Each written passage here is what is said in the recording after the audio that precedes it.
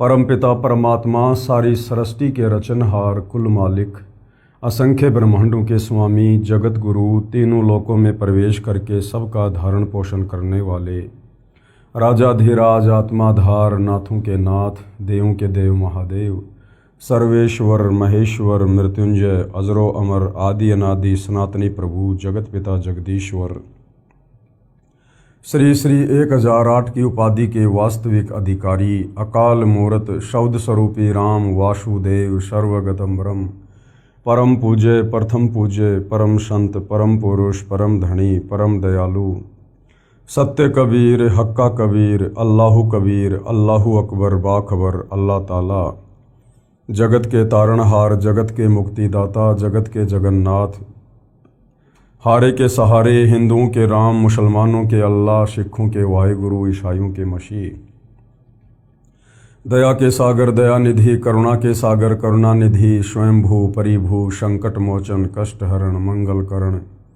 दुख भंजन अविगत कबीर निर्विकार निर्विषम परमात्मा अलय अलेख सतगुरु आदि अनादि सतगुरु असली मर्यादा पुरुषोत्तम असली राम असली कृष्ण असली घनश्याम असली मुरारी राजाओं के राजा महाराजाओं के महाराजा शहंशाहों के शहंशाह सम्राटों के सम्राट भगवानों के भगवान अल्लाहों के अल्लाह प्रभुओं के प्रभु मसीहों के मसीह सच्चे वाहिगुरु बाबाओं के बाबा पीरों के पीर सेठों के सेठ जगत सेठ सावड़सा सेठ सर्वगुण संपन्न अनंत कोटि कलाओं के स्वामी अनंत कोटि ब्रह्मांडों के नायक योगियों में महायोगी ध्यानियों में महाध्यानी सिद्धों में परम सिद्ध ज्ञानियों में तत्व ज्ञानी ब्रह्म ज्ञानी महाज्ञानी परम ज्ञानी सर्वश्रेष्ठ ज्ञानी विज्ञानी युवा कबीर समर्थ कबीर असमवात अमित ओझा सच्चे रहनुमा करीम अल्लाह सुभान अल्लाह दुनिया के अंतिम पैगंबर 8 सितंबर 1951 से गांव धनाना जिला सोनीपत हरियाणा भारतवर्ष की पावन भूमि पे प्रकट रियल कल्कि भगवान श्री नारायण साकार हरि श्री बाबा साहेब नूर अनंत परमात्मा सच्चे दरवेश सच्चे बाखबर संत शिरोमणि सतगुरु रामपाल जी परमेश्वर जी के चरण कमल में आप और हम सभी भाई बहनों का अनंत कोटि दंडवत प्रणाम। सत्साई भाई और बहनों, बहुत बड़ी दया बहुत बड़ी मेहर पूज्य गुरुदेव भगवान की परमेश्वर रामपाल जी की, जिनके शुभ आशीर्वाद से विशेष आशीर्वाद से उन्हीं के सत्संगों के संग्रह के ऊपर बन चुकी पवित्र आध्यात्मिक पुस्तक कबीर बड़ा या कृष्ण, इस पर वीडियो बनाने की श्रृंखला जारी है। इसी श्रृंखला में आज हमारा ये 16वें नंबर का वीडियो है। भाई और बहनों, इस पवित्र पुस्तक कबीर बड़ा या कृष्ण में विशेषकर हिंदू धर्म के चारों वेद पवित्र गीता जी और 18 पुराणों का ज्ञान समाहित है। यदि आप वास्तव में मोक्ष प्राप्ति चाहते हैं, परमात्मा प्राप्ति चाहते हैं, इस काल लोक के दुखों से मुक्ति चाहते हैं, जन्म और मरण से सदा सदा के लिए यदि आप पीछा छुड़वाना चाहते हैं, तो ये पवित्र पुस्तक कबीर बड़ा या कृष्ण, इसको पढ़ना आपके लिए नितांत आवश्यक है। ये पुस्तक आपके जीवन की दिशा और दशा दोनों को बदल देगी। जिस परमेश्वर की प्राप्ति के लिए सतयुग त्रेता और द्वापर तक हमारे साधु संत महात्मा ऋषिजन और वर्तमान में भी परमात्मा चाहने वाली आत्माएं मंदिर में मस्जिद में चर्च में गुरुद्वारों में पर्वतों पर न जाने कहां कहां भटक रही हैं, परंतु परमात्मा का नामो निशान बताने वाला भी कोई उनको नहीं मिल रहा है। जबकि उस एक परमपिता परमेश्वर के विषय में जिसने सर्व की उत्पत्ति की है, सारे ब्रह्मांडों को रचा है, उनकी जानकारी हमारे ही पवित्र सदग्रंथों में विद्यमान है। लेकिन तत्व ज्ञान के अभाव में हमारे नादान धर्मगुरु हमें नहीं बता पा रहे हैं। वो सारा का सारा भेद, वो सारा का सारा रहस्य जो आज से पहले एक पहेली बना हुआ था, अब सतगुरु रामपाल जी परमेश्वर जी ने इन्हीं सदग्रंथों को खोल खोल के दिखा दिखा के उसको पहली कक्षा का कायदा बना दिया है। आज बच्चे बच्चे की जुबान पर है कि परमात्मा कौन है, परमात्मा कैसा है, परमात्मा कहाँ रहता है और परमात्मा कैसे मिलता है। तो भाई और बहनों, आप इस पवित्र पुस्तक को अवश्य पढ़िए और उसके बाद सतगुरु रामपाल जी से उपदेश प्राप्त करके अपनी आत्मा का कल्याण करवाएं। तो इस पवित्र पुस्तक पर हमारे जो वीडियो बनाने की श्रृंखला जारी है, उस श्रृंखला में जो विषय चल रहा है वो है जनता की अदालत में प्रश्नोत्तरी। यानी जनता की अदालत में जज खुद जनता है। मुकदमा है कबीर बड़ा या कृष्ण। एक तरफ श्री कृष्ण और विष्णु जी के वकील के रूप में सर्व हिंदू धर्म गुरु खड़े हैं, आचार्य शंकराचार्य खड़े हैं, तो दूसरी तरफ कबीर जी की ओर से कबीर जी के वकील परम पूज्य सतगुरु रामपाल जी खड़े हैं। और श्री कृष्ण और विष्णु जी के वकील साहिबानों यानी हिंदू धर्मगुरुओं का कहना है कि श्री कृष्ण उर्फ विष्णु ही सर्व सृष्टि रचनहार हैं, यही सबके पालन करता हैं, सबके जनक हैं, सबके संहार करता हैं, और ये अजरो अमर हैं, अविनाशी हैं, इनके कोई माता पिता नहीं है। जबकि कबीर जी के वकील सतगुरु रामपाल जी ने भरी अदालत में जनता के सामने उन्हें हिंदू धर्म ग्रंथों को दिखा दिखा कर ये साबित कर दिया, प्रमाणित कर दिया पवित्र गीता जी से और श्री देवी महापुराण से, शिव महापुराण से, कि ब्रह्मा विष्णु महेश ये तीनों भाई हैं और ये तीनों जन्मते और मरते हैं। इनके माता पिता हैं, इनकी माता का नाम दुर्गा है, इनके पिता का नाम काल ब्रह्म है। ये अजरो अमर नहीं है, ये अविनाशी नहीं है, ये नाशवान भगवान है। जब जनता की अदालत में जनता ने अपनी आंखों से हिंदू धर्म ग्रंथों में सारे ये प्रमाण देखे तो जनता की रुचि अध्यात्म में बढ़ने लगी और जनता सतगुरु रामपाल जी से अध्यात्म के विषय में तरह तरह के सवाल कर रही है और उनके प्रत्येक सवाल का सतगुरु रामपाल जी हिंदू धर्म ग्रंथों से प्रमाणित जवाब दे रहे हैं। तो आज का हमारा जो टॉपिक है वो जनता का एक सवाल था। उसी सवाल को लेकर सतगुरु रामपाल जी अपना जवाब दे रहे हैं कि शास्त्र विरुद्ध साधना क्या है। शास्त्र अनुकूल साधना वो होती है जो हमारे धर्म ग्रंथों के अनुसार हमें दी जा रही हो। जैसे चारों वेदों में, पवित्र गीता जी में, 18 पुराणों में किस परमेश्वर की भक्ति करने के लिए कहा गया है, कौन परमेश्वर सर्वशक्तिमान है, सर्वश्रेष्ठ है, पुरुषोत्तम है, कौन सा वो मंत्र है जिसका जाप करने से हमें भौतिक लाभ भी मिलेंगे, आध्यात्मिक लाभ भी मिलेंगे और आत्मा का कल्याण भी होगा। और शास्त्र विरुद्ध साधना वो है जो चारों वेद और गीता जी के विपरीत ये हमारे नादान धर्म गुरु हमसे करवा रहे हैं और मनमुखी मंत्रों का जाप करवा रहे हैं। तो उसी शास्त्र विरुद्ध साधना पर प्रकाश डालते हुए आगे सतगुरु रामपाल जी समझा रहे हैं। अन्य शास्त्र विरुद्ध भक्ति पर प्रकाश। परमात्मा कबीर जी का शब्द पाखंड पूजा को लेकर, रे भोली सी दुनिया सतगुरु बिन कैसे सरिया, रे भोली सी दुनिया सतगुरु बिन कैसे सरिया। सतगुरु बिन कैसे सरिया यानी बिना सतगुरु के तेरी पार कैसे बसाएगी, तेरा काम कैसे बनेगा मोक्ष वाला। भाई अपने लला के बाल उतरावे देख कैंची ना लग जइया, अपने लला के बाल उतरावे कह कैंची ना लग जइया। एक बकरी का बच्चा लेके उसका गला कटैया, रे भोली सी दुनिया सतगुरु बिन कैसे सरिया, रे भोली सी दुनिया सतगुरु बिन कैसे सरिया। भाई काचा पाका भोजन बना के माता धोकने गैया, काचा पाका भोजन बना के माता धोकने गैया। इस मूर्ति पे कुत्ता मुत वो क्यों ना मर गैया, रे भोली सी दुनिया सतगुरु बिन कैसे सरिया, रे भोली सी दुनिया सतगुरु बिन कैसे सरिया। भाई जीवित बाप से लट्ठम लट्ठा मुए गंग पहुँचैया, जीवित बाप से लट्ठम लट्ठा मुए गंग पहुँचैया। जब आवे आसोज का महीना वो कौआ बाप बनैया, रे भोली सी दुनिया सतगुरु बिन कैसे सरियार भोली सी दुनिया, सतगुरु बिन कैसे सरिया।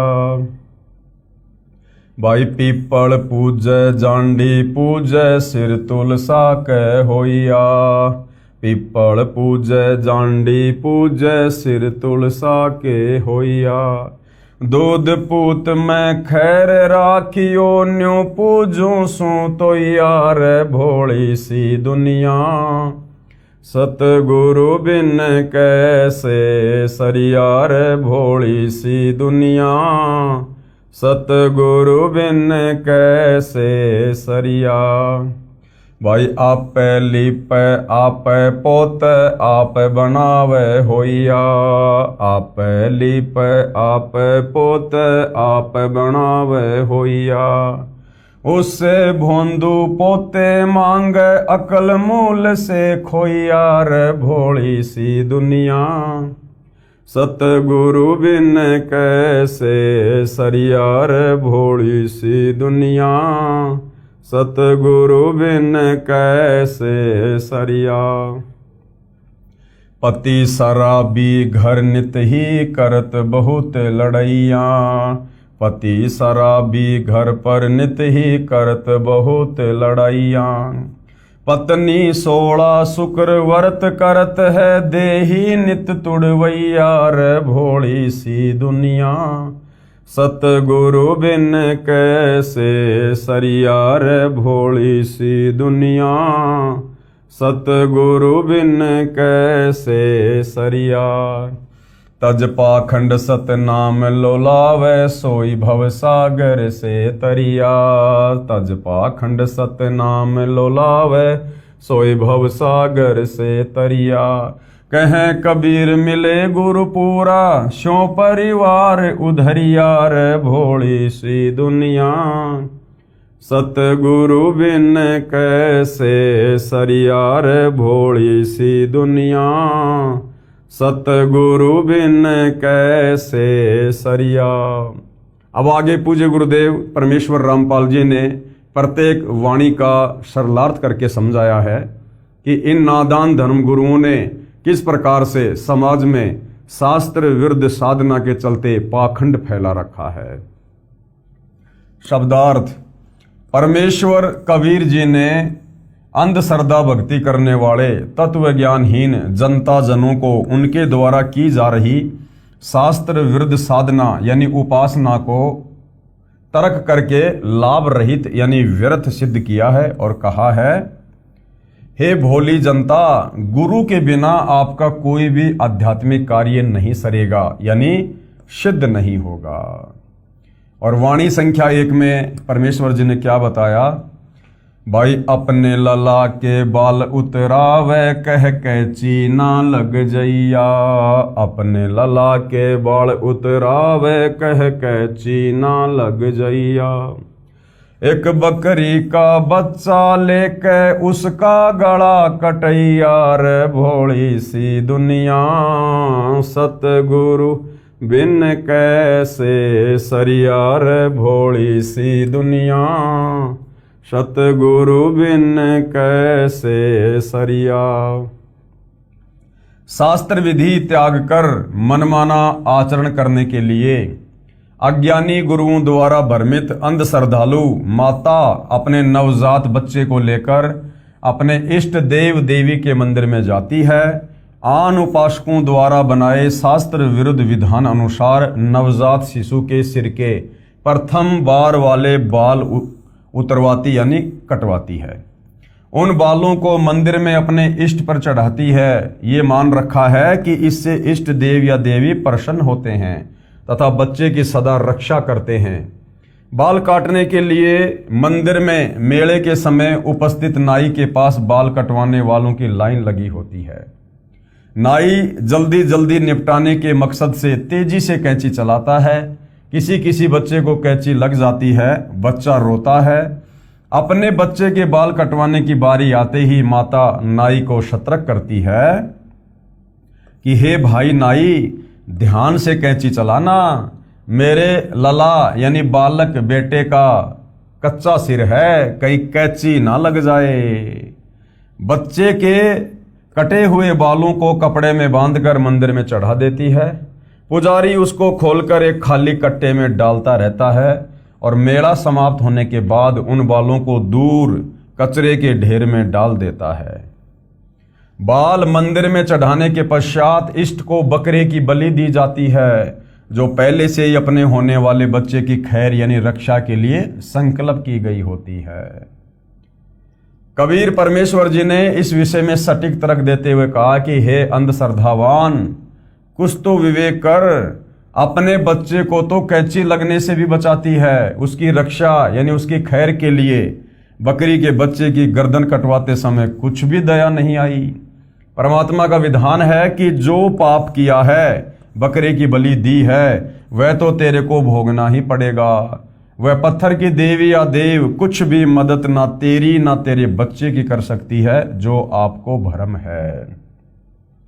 मासा घटे न तिल बदे, विधाता लिखे जो लेख, साचा सतगुरु मेट कर ऊपर मार दे मेख।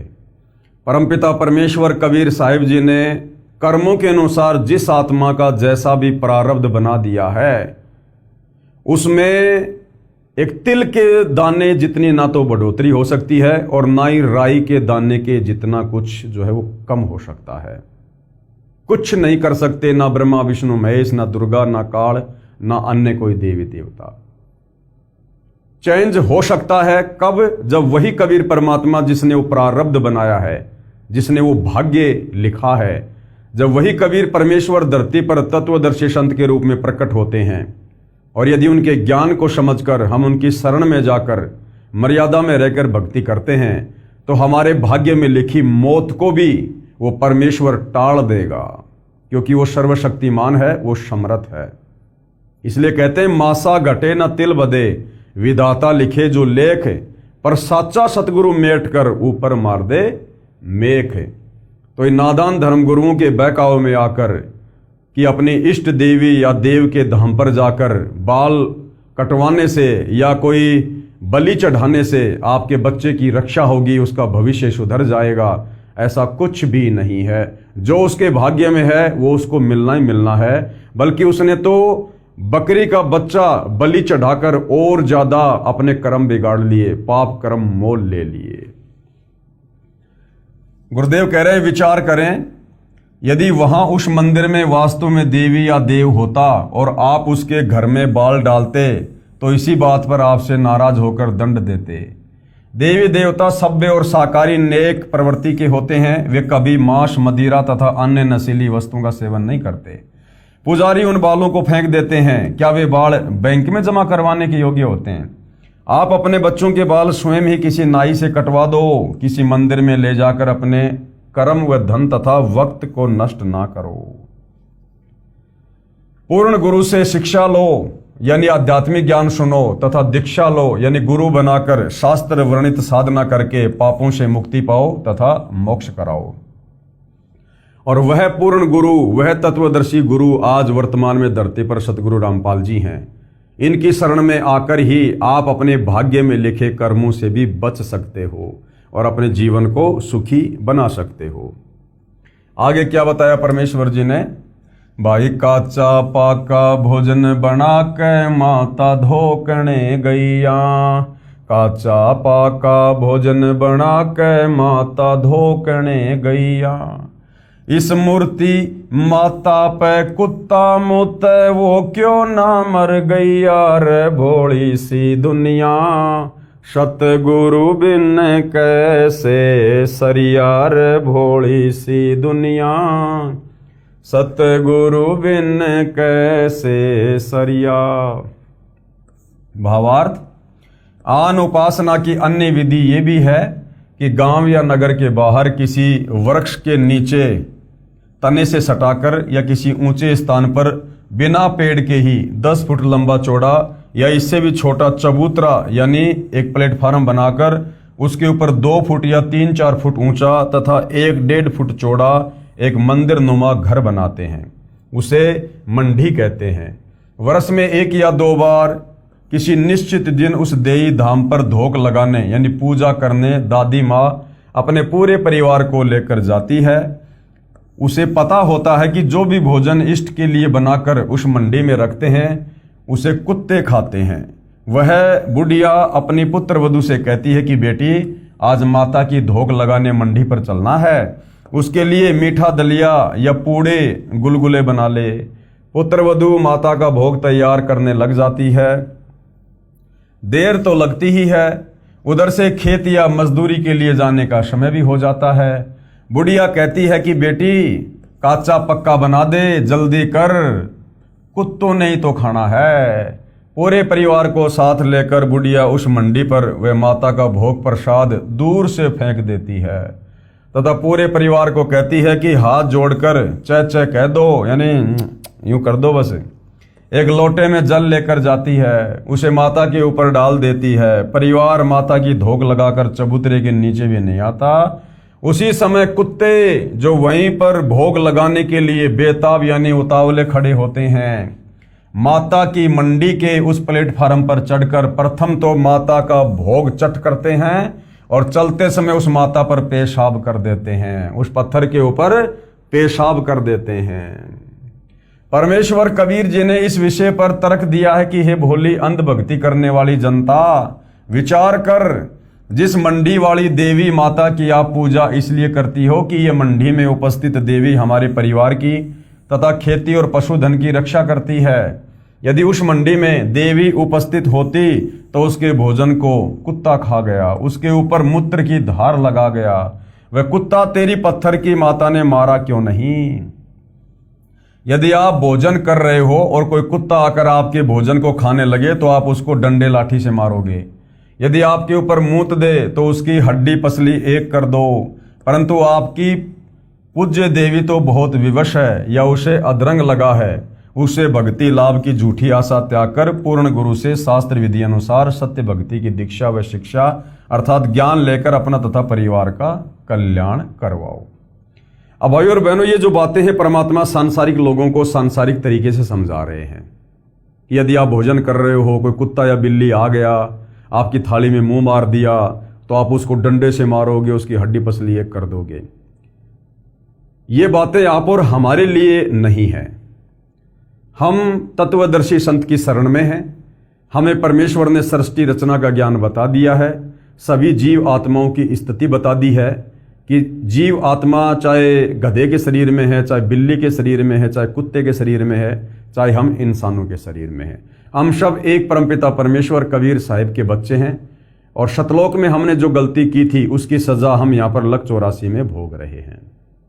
अब यदि भाई और बहनों, मान लीजिए हम भगत भाई बहन खाना खा रहे हैं और गलती से या जैसे भी कोई कुत्ता या बिल्ली आकर मुंह मार देता है, तो हमने उसको लाठी डंडों से पीटना नहीं है, हमने उसकी हड्डी पसली एक नहीं करनी है। वो भोजन यदि कुत्ता या बिल्ली ने झूठा कर दिया है, वो भोजन हम प्यार से साइड में उसके लिए रख देंगे, क्योंकि वो भी भूखा है, तभी तो उसने आकर ऐसी हरकत की है। और परमात्मा कहते हैं, कहे कबीर पुकार के दोए बात लख ले, एक साहिब की बंदगी और भूखों को कछु दे। आपके दरबार पर यदि भूखा कोई इंसान आ जाए, चाहे कोई जानवर आ जाए, अपनी श्रद्धा के अनुसार, अपनी स्थिति के अनुसार उसको अवश्य कुछ खाने पीने के लिए देना चाहिए। आगे परमेश्वर पाखंड पूजा को समझाते हुए कह रहे हैं, श्राद्ध पिंडदान करें या ना करें।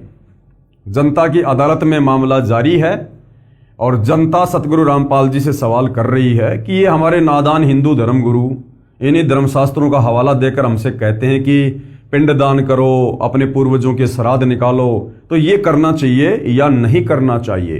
तो वैसे तो सारी बातें आपको पहले समझा दी गई है कि ये जो पिंडदान है ये भूत पूजा में आता है और ये जो श्राद्ध है ये पितृ पूजा में आता है। और गीता अध्याय 9 श्लोक नंबर 25 में गीता ज्ञानदाता काल ब्रह्म इस प्रकार की शास्त्र विरुद्ध साधनाओं को ना करने की सलाह दे रहा है।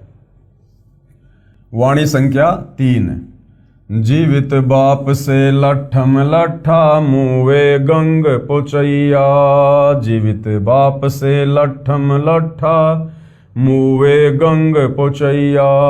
जब आवे आशोज का महीना वो कौआ बाप बनैया। रे भोली सी दुनिया सतगुरु बिन कैसे सरियार भोली सी दुनिया, सतगुरु बिन कैसे सरिया। क्या कह रहे हैं परमात्मा? भावार्थ, परमेश्वर कबीर जी ने लोकवेद यानी दंत कथा के आधार से चल रही पितर तथा भूत पूजा पर शास्त्रोक्त अपना तर्क दिया है। कहा है कि शास्त्रोक्त अध्यात्म ज्ञान के अभाव से बेटे अपने पिता से किसी न किसी बात पर विरोध करते हैं। पिताजी अपने अनुभव के आधार से बेटे से अपने व्यवसाय में टोका टाकी कर देते हैं। पिताजी को पता होता है कि इस कार्य में पुत्र को हानि होगी, परंतु पुत्र पिता की शिक्षा कम और बाहर के व्यक्तियों की शिक्षा को अधिक महत्व देता है। उसे ज्ञान नहीं होता है कि पिता जैसा पुत्र का हमदर्द कोई नहीं हो सकता। पुत्र को जवानी और अज्ञानता के नशे के कारण शिष्टाचार का टोटा हो जाता है। पिता को पता होता है कि बेटा इस कार्य में हानि उठाएगा, परंतु पुत्र पिता की बात नहीं मानता है, उल्टा पिता को भला बुरा कहता है। पिता अपने पुत्र के नुकसान को नहीं देख सकता, वह फिर उसको आग्रह करता है कि पुत्र ऐसा ना कर, जिस कारण से जवानी के नशे से हुई सभ्यता की कमी के कारण इतने निर्लज हो जाते हैं। कई पुत्रों को देखा है जो पिता को डंडों से पीट देते हैं। वही होता है जो पिता को अंदेशा था, पिता फिर समझाता है कि आगे से ऐसा ना करना, ये हानि तो धीरे धीरे पूरी हो जाएगी। पिता पिता ही होता है, वह पुत्र या पुत्री को सुखी देखना चाहता है। आगे चलकर जो पिता भक्ति नहीं कर रहा था उसे कोई न कोई रोग बुढ़ापे में अवश्य घेर लेता है। संतान बहुत कम है जो पिता को वह प्रेम दे जो माता पिता अपने पुत्र तथा पुत्र वधू से अपेक्षा किया करते हैं। वर्तमान में वृद्धों की बेअदबी किसी से छिपी नहीं है। माता पिता वृद्ध आश्रमों या अनाथालयों में जीवन के शेष दिन पूरे कर रहे हैं, या घर पर पुत्र व पुत्र वधू के कटु वचन यानी जो कड़वे बोल हैं उनको पीकर जीवन के दिन गिन रहे हैं। कबीर जी ने कहा है कि भाई वृद्ध हुआ जब पड़े खाट में सुने वचन खारे, बुढ़ा हो जब पड़े खाट में सुने वचन खारे, कुत्ते तावण का सुख को न्याय छाती फूकण हारे, मतलब के बिना कोई नहीं प्यारा, स्वार्थ के बिना कोई नहीं प्यारा। शब्दार्थ, वृद्ध अवस्था में शरीर निर्बल हो जाता है, आंखों की रोशनी कम हो जाती है, जिस कारण से बूढ़े माता पिता अधिक समय चारपाई पर ही व्यतीत करते हैं। एक स्त्री अपनी सासू माँ से ये कहकर कुएं या नल से पानी लेने चली गई कि आप ध्यान रखना कहीं कुत्ता घर में घुसकर नुकसान ना कर दे। बुढ़िया को दिखाई कम देता था, कुत्ता अंदर घर में घुस गया। एक लोटा 2 किलो दूध से भरा रखा था, उसको पी गया और नीचे गिरा गया। वृद्धा को दिखाई नहीं दिया। पुत्र वधू आई और कुत्ते द्वारा किए नुकसान से गुस्से में होकर बोली कि तुम्हारा यानी सास ससुर का तो इतना भी सुख नहीं रहा कि तुम कुत्तों से घर की रक्षा कर सको। तुमने मेरी छाती जला दी, यानी व्यर्थ का अनाज का खर्च पुत्र वधू को लग रहा था, जिस कारण वो कटी जली बातें कही थी। सास ससुर को अपने ऊपर व्यर्थ का भार मान रही थी। कबीर जी ने बताया है कि ये दशा उन व्यक्तियों की होती है जो परमात्मा को कभी याद नहीं करते, जो गुरु धारण करके सत्य भक्ति नहीं करते। अंत में बुढ़ापे में उनकी ऐसी हालत होती है, उनको इन कष्टों का, इन कटु वचनों का सामना करना पड़ता है। अब वाणी संख्या 3 का शब्दार्थ पूरा करता हूं। अंधश्रद्धा भक्ति वाले जब तक माता पिता जीवित रहते हैं तब तक तो उनको प्यार व सम्मान के साथ कपड़ा रोटी भी नहीं देते। क्या कहा परमेश्वर ने? भाई जीवित बाप के लठम लठा और मरने के बाद उसको गंगा जी में मुँहे गंग पहुंचैया, और जब आवे आशोज का महीना वो कौआ बाप बनाया। अंधश्रद्धा भक्ति वाले जब तक माता पिता जीवित रहते हैं तब तक तो उनको प्यार व सम्मान के साथ कपड़ा रोटी भी नहीं देते, उनको झींकते रहते हैं और मृत्यु के उपरांत श्रद्धा दिखाते हैं। उनके शरीर को चिता पर जला दिया जाता है, कुछ हड्डियां बिना जली छोटी छोटी रह जाती हैं। शास्त्र नेत्रहीन गुरुओं से भ्रमित पुत्र उन अस्थियों को उठाकर हरिद्वार में हर की पौड़ियों पर अपने कुल के पुरोहित के पास ले जाता है।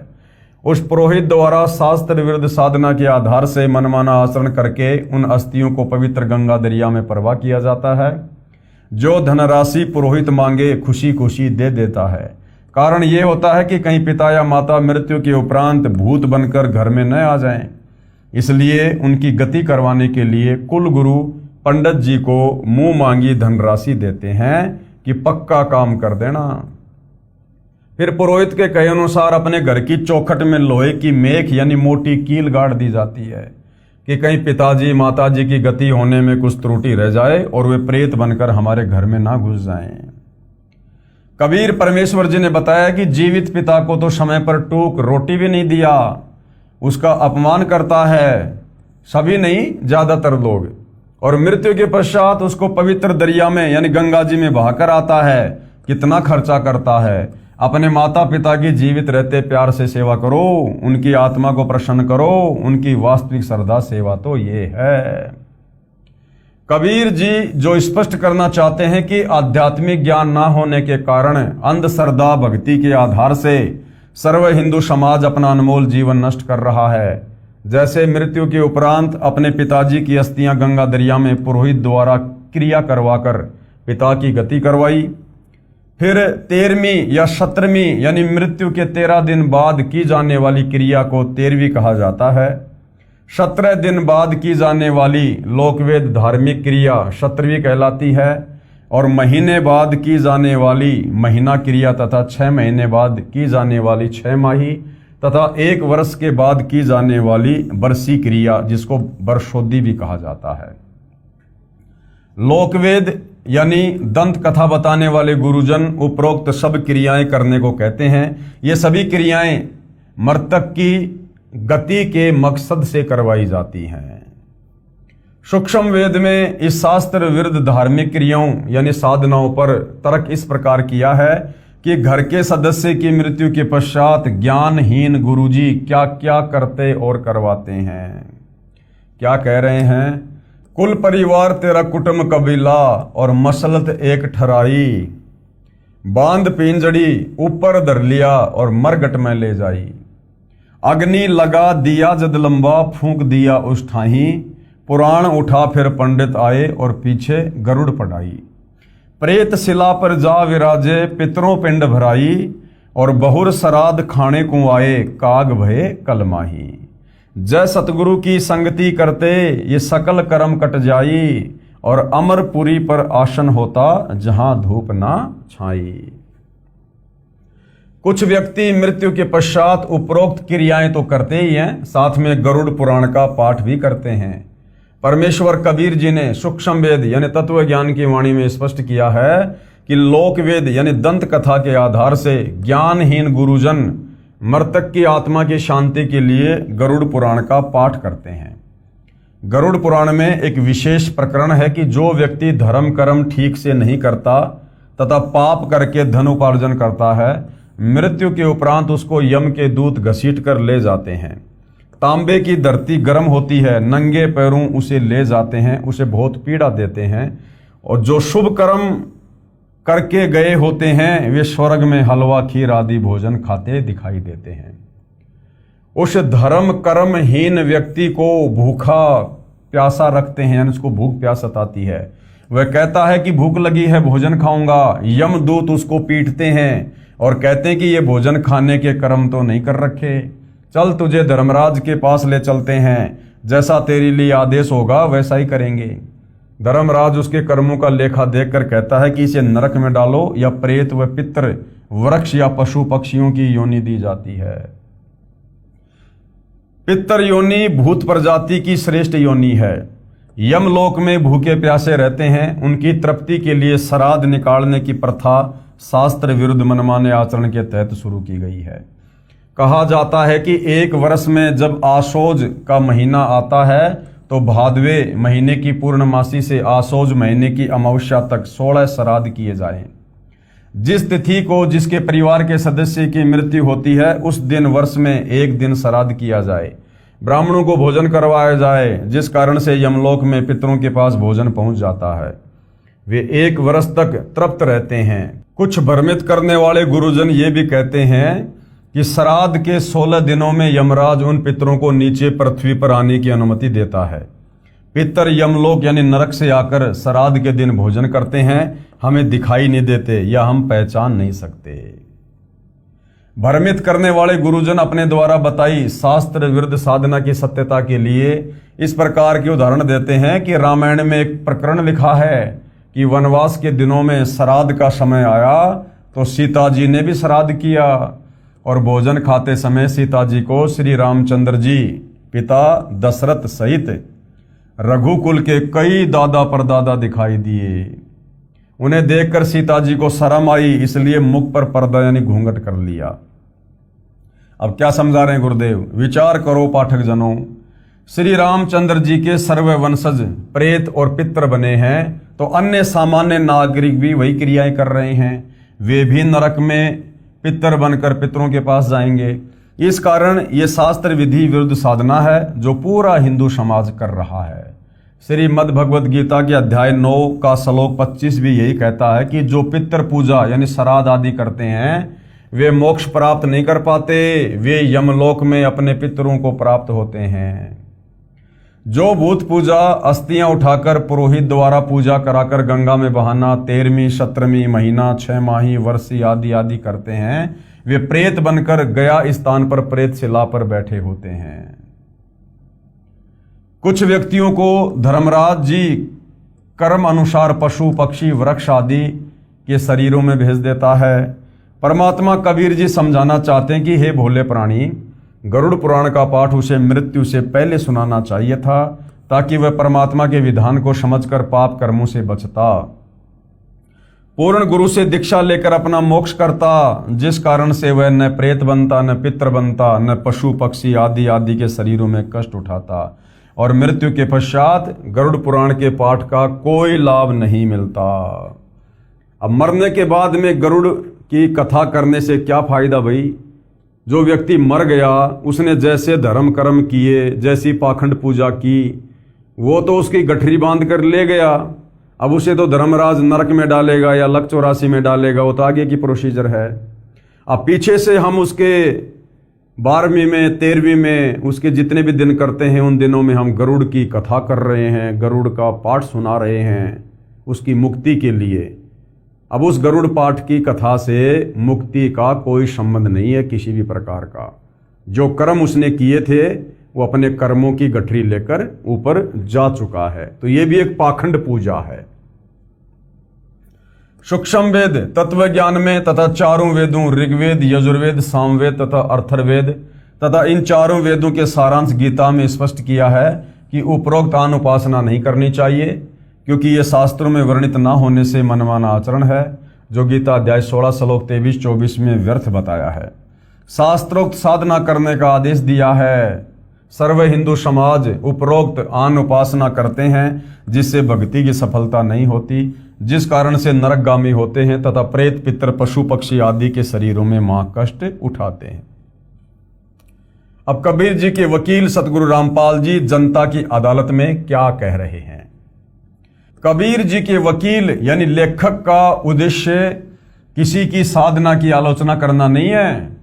कोई ये सोचे भाई सतगुरु रामपाल जी हमारे श्राद्ध निकालने वाली, 12वीं करने वाली, 13वीं करने वाली, ये गरुड़ पुराण वाली इन साधनाओं की निंदा कर रहे हैं, ऐसा कुछ भी नहीं है। अपितु आप जी को सत्य साधना का ज्ञान करवाकर इन कष्टों से बचाना है। प्रसंग चल रहा है कि जो शास्त्र विरुद्ध साधना करते हैं उनके साथ महा धोखा हो रहा है। बताया है कि मृतक की गति यानी मोक्ष के लिए पहले तो अस्थियां उठाकर गुरुजी के द्वारा पूजा करवाकर गंगा दरिया में प्रवाहित की और बताया गया कि इसकी गति हो गई। उन्हीं गुरुओं ने पहले तो क्या बताया कि तुमने जो ये अस्थियां गंगा जी में डाल दी है ना, इसकी गति हो गई है, क्योंकि उसकी गति करवाने के लिए ही उन बची कुची हड्डियों को गंगा जी में प्रवाह करने की सलाह दी गई थी। फिर उसके बाद क्या कहते हैं? उसके पश्चात 13वीं 17वीं महीना 6 माही बरसी आदि आदि क्रियाएं उसकी गति करवाने के लिए करवाई। ठीक है, उसके बाद पिंडदान किया, वो भी गति करवाने के लिए। फिर श्राद्ध करने लगे, उसे यमलोक में जो है वो तृप्त करवाने लगे। श्राद्धों में गुरुजी भोजन बनाकर सर्वप्रथम कुछ भोजन छत पर रखता है, कौवा उस भोजन को खाता है। पुरोहित जी कहता है कि देख तेरा पिता कौवा बनकर भोजन खा रहा है। कौवे के भोग लगने से श्राद्ध की सफलता बताते हैं। अब गुरुदेव के कहने का मतलब है कि नादानों, सारी क्रिया जो तुमने करवाई साल भर तक उसकी गति के लिए करवाई, कि उसकी गति हो गई, अब वो दुखी नहीं होगा, वो स्वर्ग में आराम से ठाठ करेगा। और अंत में कह रहा है कि देखो देखो कौवे ने भोग लगा लिया, तेरा पिता कौवा बन गया। अरे कौवा बनना ये गति का संकेत है क्या? ये तो दुर्गति का संकेत है कि वो पशु योनि में गया, वो पक्षी योनि में गया, वो लक 84 में चला गया। आज कौवा बना तो कल को गधा बनेगा, शुअर बनेगा, कुत्ता भी बनेगा वो। तो इस प्रकार से भाइयों और बहनों, शास्त्र विरुद्ध साधकों ने विशेषकर हिंदू समाज को अध्यात्म से दूर किया हुआ है।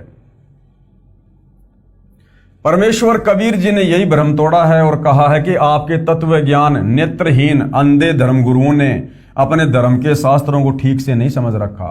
आप जी को लोकवेद यानी दंत कथा के आधार से मनमानी साधना करवाकर आप जी का जीवन नष्ट कर रहे हैं। कबीर जी ने कहा है कि विचार करो, उपरोक्त अनेक पूजाएं कराई मृतक पिता की गति कराने के लिए और अंत में कौवा बनाकर दम लिया। अब श्राद्धों का आनंद गुरुजी ले रहे हैं, वे गुरुजी भी नरक तथा पशु पक्षियों की योनियों को प्राप्त होंगे। ये दास रामपाल दास यानी अपने लिए कह रहे हैं गुरुदेव कि परमात्मा कबीर जी द्वारा बताए तत्व ज्ञान द्वारा समझाकर सत्य साधना शास्त्र विधि अनुसार बताकर आप तथा आपके अज्ञानी धर्मगुरुओं का कल्याण करवाने के लिए ये परमार्थ कर रहा है। मेरे अनुयायी इसी दलदल में फंसे हुए थे। इसी तत्व ज्ञान को समझकर शास्त्रों में वर्णित सत्य साधना को अपनी आंखों देखकर अकर्तव्य साधना त्याग कर कर्तव्य शास्त्रोक्त साधना करके अपना तथा परिवार के जीवन को धन्य बना रहे हैं। ये दान देते हैं, फिर इन पुस्तकों को छपवा कर आप तक पहुंचाने के लिए पुस्तक बांटने की सेवा निस्वार्थ निःशुल्क करते हैं। ये आपके हितैषी हैं, परंतु आप पुस्तक को ठीक से ना पढ़कर इनका विरोध करते हैं, प्रचार में बाधा डालकर महापाप के भागी बनते हैं। आप पुस्तकों को पढ़िए तथा शांत मन से विचार करें तथा पुस्तकों में दिए शास्त्रों के अध्याय तथा श्लोकों का मेल करें, फिर गलत मिले तो हमें सूचित करें, आपकी शंका का समाधान किया जाएगा। श्राद्ध आदि आदि शास्त्र विरुद्ध क्रियाएं झूठे गुरुओं के कहने से करके अपना जीवन नष्ट करते हैं। यदि सतगुरु यानी तत्वदर्शी संत का सत्संग सुनते, उनकी संगति करते तो सर्व पाप नष्ट हो जाते। जय सतगुरु की संगत करते तेरे सकल कर्म कट जाई और अमरपुरी पर डेरा होता जहां धूप ना छाई। उनकी संगति करते तो सर्व पाप कर्म नष्ट हो जाते। सत्य साधना करके अमरलोक यानी गीता अध्याय 18 श्लोक 62 में कहे शाश्वत स्थान यानी सनातन परम धाम में आप जी का आसन यानी स्थायी ठिकाना होता जहां कोई कष्ट नहीं। वहां पर परम शांति है क्योंकि वहां पर कभी जन्म मृत्यु नहीं होता। गीता अध्याय 15 श्लोक 4 में भी इस सनातन परम धाम को प्राप्त करने को कहा है। उसके लिए गीता अध्याय 4 श्लोक 34 में तत्वदर्शी संतों से शास्त्रोक्त ज्ञान व साधना प्राप्त करने को कहा है। वह तत्वदर्शी संत वर्तमान यानी 21वीं सदी में ये दास रामपाल दास है। आओ और अपना कल्याण कराओ। यानी गुरुदेव भगवान कह रहे हैं कि वर्तमान में इस पूरी पृथ्वी पर यदि कोई शास्त्र अनुकूल साधना देने वाला गीता अध्याय 4 श्लोक नंबर 34 के अनुसार तत्वदर्शी संत है तो स्वयं के लिए संकेत कर रहे हैं, जो कि परम सत्य है, परम सत्य। और तत्वदर्शी संत की भूमिका खुद कबीर परमेश्वर यानी परम अक्षर ब्रह्म ही पृथ्वी पर प्रकट होकर निभाते हैं। भूत पूजा तथा पितृ पूजा क्या है, ये आप जी ने ऊपर पहले पढ़ लिया है। इन पूजाओं का निषेध का प्रमाण पवित्र गीता शास्त्र के अध्याय 9 श्लोक 25 में लिखा है, जो आप जी को पहले वर्णन कर दिया है कि भूत पूजा करने वाले भूत बनकर भूतों के समय में मृत्यु उपरांत चले जाएंगे और पितृ पूजा करने वाले वो पितृलोक में पितृयोनि प्राप्त करके पितरों के पास चले जाएंगे। मोक्ष प्राप्त प्राणी सदा के लिए जन्म मरण से मुक्त हो जाता है और भाई इन घटिया साधनाओं से जो हमारे ये ज्ञानहीन अज्ञानी धर्मगुरु समाज में दे रहे हैं, इस प्रकार की शास्त्र विरुद्ध साधना से कभी भी जन्म मरण का रोग समाप्त नहीं हो सकता। उसके लिए वही सतगुरु रामपाल जी यानी तत्वदर्शी संत की शरण में आकर आपने भक्ति करनी पड़ेगी। प्रेत यानी भूत पूजा तथा पितर पूजा उस परमेश्वर की पूजा नहीं है, इसलिए गीता शास्त्र अनुसार व्यर्थ है। वेदों में भूत पूजा व पितर पूजा यानी श्राद्ध आदि कर्मकांड को मूर्खों का कार्य बताया है। पवित्र मार्कंडे पुराण में इसका प्रमाण है। हमने पहले भी ये रुचि ऋषि की कथा पढ़ी थी, फिर से पढ़ेंगे।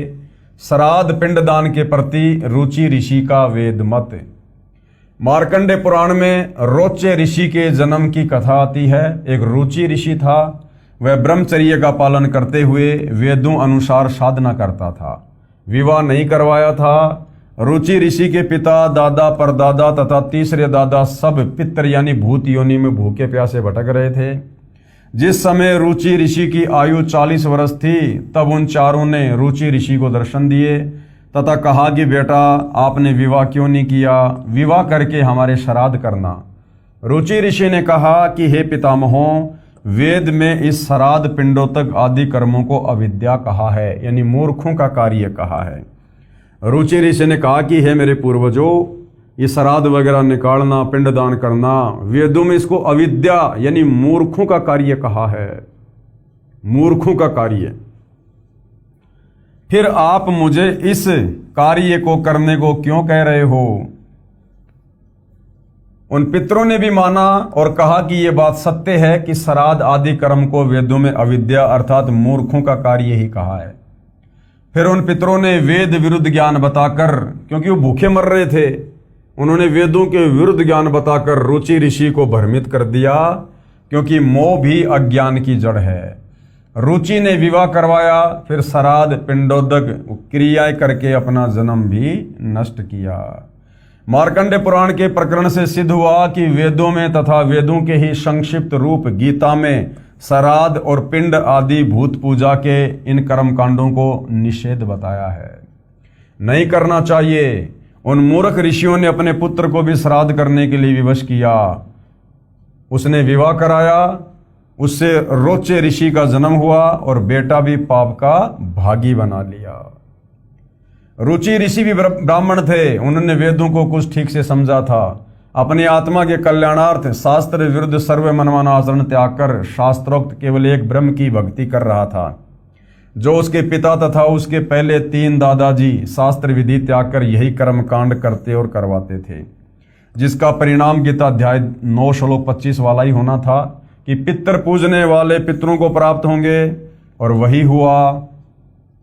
अब वर्तमान की शिक्षित जनता को अंधश्रद्धा भक्ति त्याग कर विवेक से काम लेकर गीता अध्याय 16 श्लोक 24 में कहे आदेश का पालन करना चाहिए। और गीता अध्याय 16 श्लोक 24 में क्या बताया है कि अर्जुन, कर्तव्य और अकर्तव्य की स्थिति में, कर्तव्य यानी कौन से भक्ति कर्म करने चाहिए और अकर्तव्य यानी कौन से भक्ति कर्म नहीं करने चाहिए, केवल शास्त्र ही प्रमाण है। यानी वेदों में और गीता जी में और 5वें वेद सूक्ष्म वेद में परमेश्वर की प्राप्ति की जो विधि है, मोक्ष प्राप्ति की जो साधना है, केवल वही करनी चाहिए। शास्त्रों के बताए अनुसार ही भक्ति साधना करनी चाहिए। और चारों वेद ये सनातनी ग्रंथ हैं, पूरे विश्व के मानव समाज के लिए हैं। चारों वेदों का सार पवित्र गीता जी है, और पवित्र गीता जी साफ साफ कह रही है अध्याय 4 श्लोक नंबर 34 कि सबसे पहले तो तत्वदर्शी संत की खोज करो। यानी बिना पूर्ण गुरु के, बिना सतगुरु के भक्ति शुरू नहीं होती है। सतगुरु भी पूर्ण होना चाहिए। आजकल गांव-गांव, नगर-नगर में लोग सतगुरु की उपाधि लेकर बैठे हुए हैं, जो सत्य के निकट भी नहीं है। तो गीता अध्याय 4 श्लोक 34 में जिस तत्वदर्शी संत का वर्णन है, सबसे पहले उसकी खोज करो।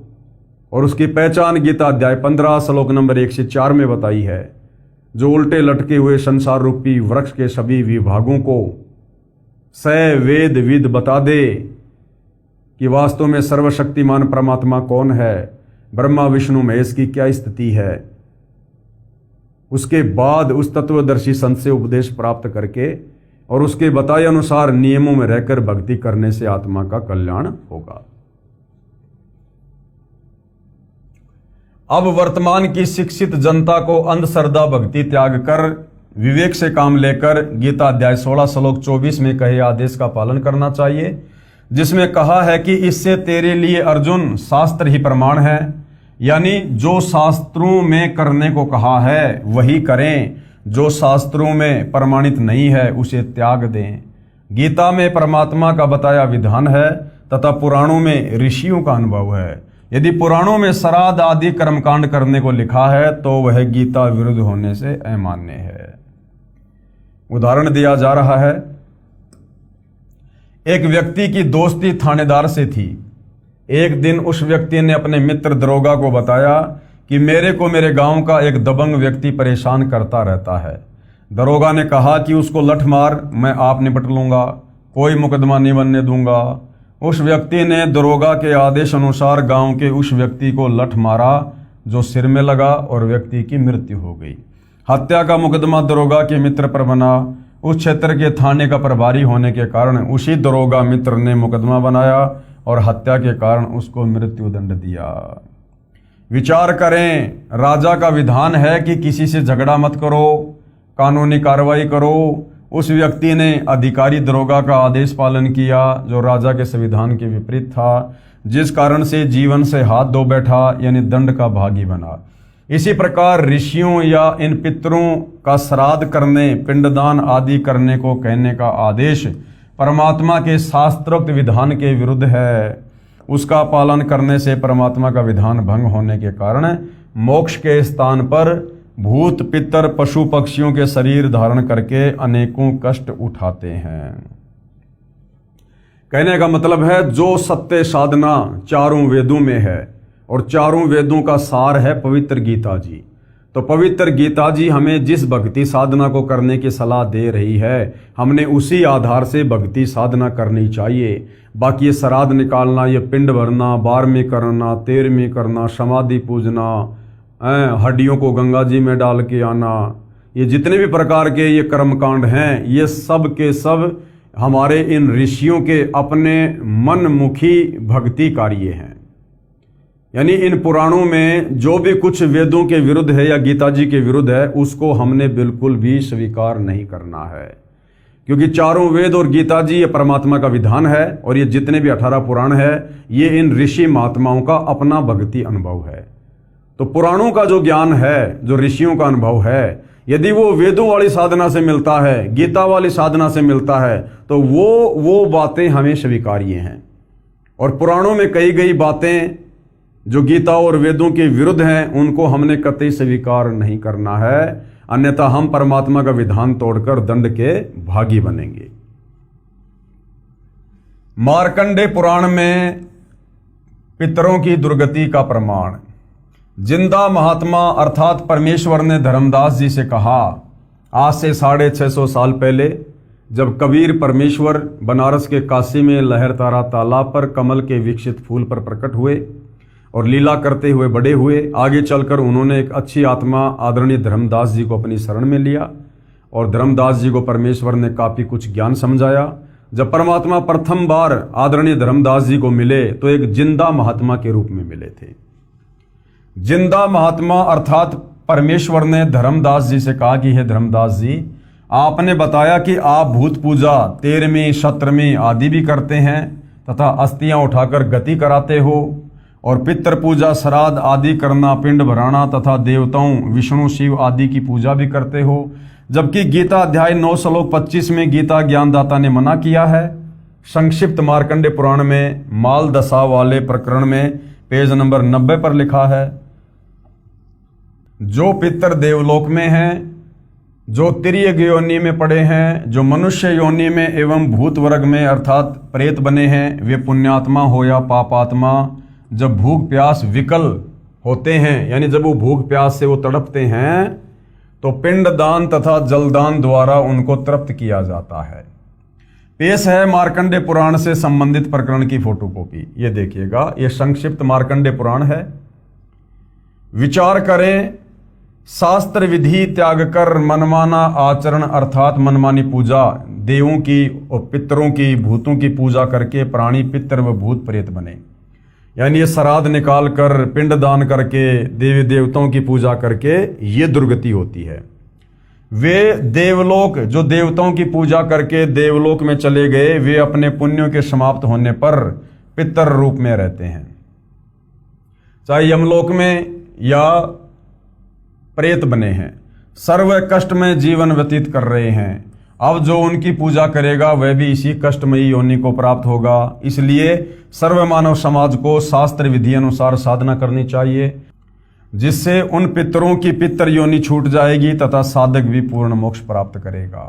अब भाइयों और बहनों, जो संतुष्टि आप अपने उन पूर्वजों की इन तत्व ज्ञानहीन नादान धर्म गुरुओं के कहने पर शास्त्र विरुद्ध साधना करके, जैसे श्राद्ध निकालना, पिंड भरना, 13वीं 12वीं समाधि पूजना आदि आदि करके भी नहीं कर सकते, अब बड़ी आसानी से जगत गुरु तत्वदर्शी सतगुरु रामपाल जी की शरण में आकर जो शत भक्ति उन्होंने हमें दी है, उस शत भक्ति को शुरू करके आप जी कर सकते हैं। यानी जब हम तत्वदर्शी संत से तत्व ज्ञान लेकर और शास्त्र अनुकूल साधना करना शुरू कर देते हैं, तो उस भक्ति का इतना बड़ा तेज है, उसका प्रताप है कि हमारे जो पूर्वज, हमारी जो पिछली 7 पीढ़ियां हैं, उन 7 पीढ़ियों तक के हमारे पूर्वज जो शास्त्र विरुद्ध साधना करने के चलते आज वर्तमान में उन भूत और उन प्रेत योनियों में कष्ट उठा रहे हैं, भूख प्यास से तड़प रहे हैं, या अन्य लक 84 योनियों में अपना कर्म भोग रहे हैं। अब यदि आप तत्वदर्शी संत सतगुरु रामपाल जी से उपदेश प्राप्त करके शास्त्र अनुकूल साधना शुरू कर देते हैं, तो उनकी वो तमाम योनियां छूट जाएंगी और उन्हें परमेश्वर मनुष्य जन्म प्रदान करेंगे, मनुष्य जन्म।